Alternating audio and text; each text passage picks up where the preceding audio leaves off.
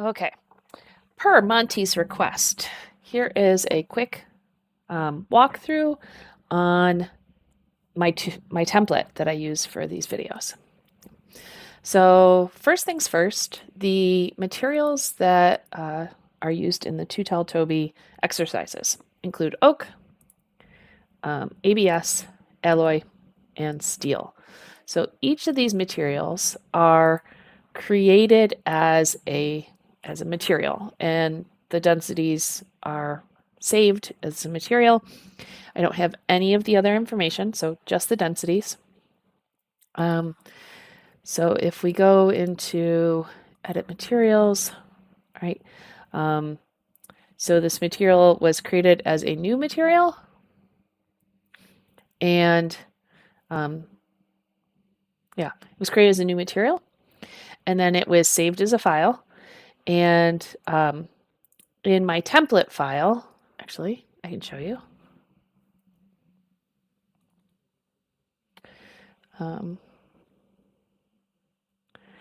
So in the template file, which is just the Tell Toby millimeters, when you do edit materials, I have added all 4 materials to this template.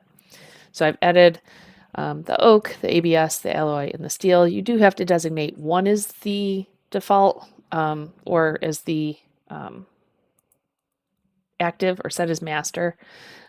So all 4 of those materials are added into the model with one of them set as the master. Okay. And then when I apply it, I do usually sneak a little bit. I'm not really entering the speed modeling, so I will go in ahead of time and set the, let's set this one as ABS. Okay, and Control G will update that table. So we'll talk about the table in a second. So 4 material files are created, and all 4 of them are added to a file. So again, I have 2 of these templates. I have one for inches and one for metric. Okay. Then down here, I have a mass property measurement. So that kind of lives in the model tree. And we can see it over here. Right, that's pretty much the only thing that's in the model tree when I open the template is just the mass properties. So the mass properties, I will say that Creo makes it really easy to kind of save a bunch of stuff, but man, their mass properties readout could use some modernization for sure. So I have created a feature, and the feature is saving the model mass as a feature. So the name of this feature is mass properties. The feature it's saving is mass, and that gets saved. So there are other things you can save. There's quite a few other things you can save. Coordinates of centers of gravity. Anyway, I use the point at the center of gravity sometimes. So that gets analyzed here, and it'll be analyzed wherever it is in the feature list. So if my usually I try to have the rollback bar above mass properties, so then at the end I'm just dragging it down. Sometimes I forget and the mass properties lives at the top, and then to finish you drag that all the way to the bottom. Okay, so mass properties is here. If it were up here, it's going to be a lot different of a mass.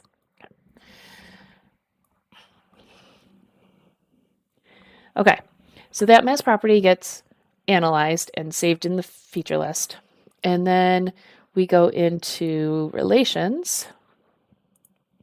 Okay. And so technically that mass lives here as mass associated with the feature ID mass properties. So mass prop 1, that's the feature ID. I'm pulling the mass out of there, but that tends to be kilograms. So I multiply that by 1,000 to turn it into grams. And then I save all that as a parameter called mass. So this I find a little bit more more to deal with. And I do the conversion where /star is our comment tool.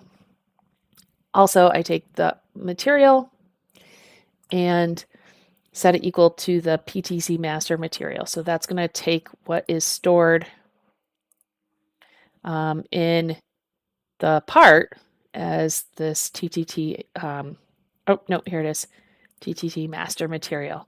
So I can take that piece of information, I can insert it into relations, there it is, and then just call it material. So again, that's just my way of making it a little bit easier to use later on.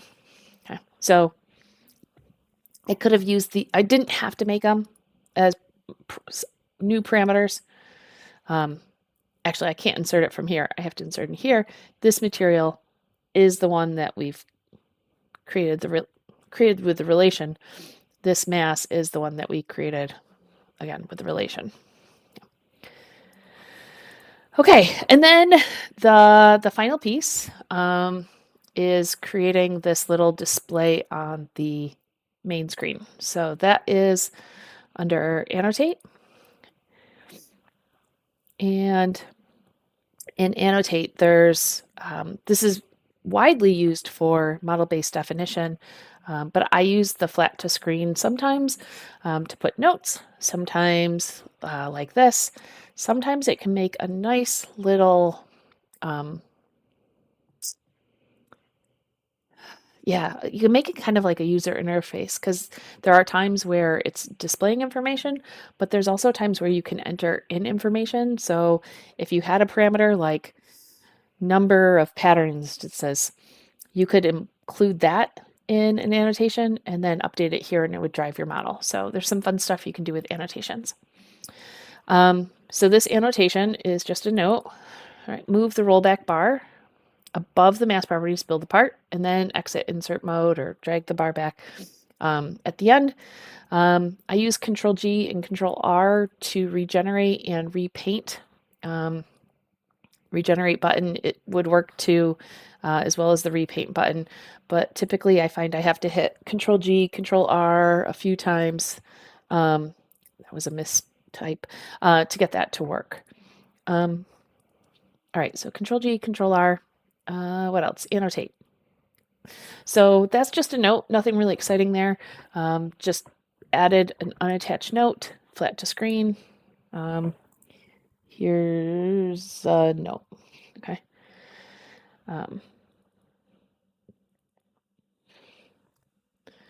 Okay. This one is the fun stuff. This is a table, right? So we've inserted a table. The first cell is just the word material. The cell below it is mass in grams. And again, slightly different for the inches one.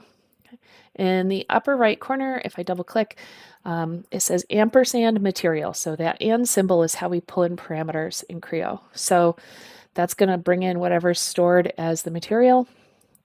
And then down here is, come on. There we go.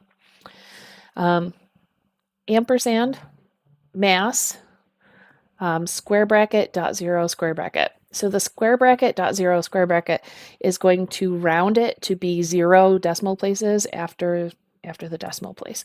If I set square bracket, dot 2, square bracket, I'll have 2 decimal places after, yeah, 2 decimal, yeah. So that's kind of the big takeaway. As soon as you use the ampersand, you go right into pulling in pieces of information. So it pulls in the mass, and then if you hit a space bar, it'll stop whatever it's pulling in. So you want to type it whatever it is right after the ampersand. So and mass, square bracket, dot, however many decimal places you want to be, square bracket. And that'll pull that information into the table.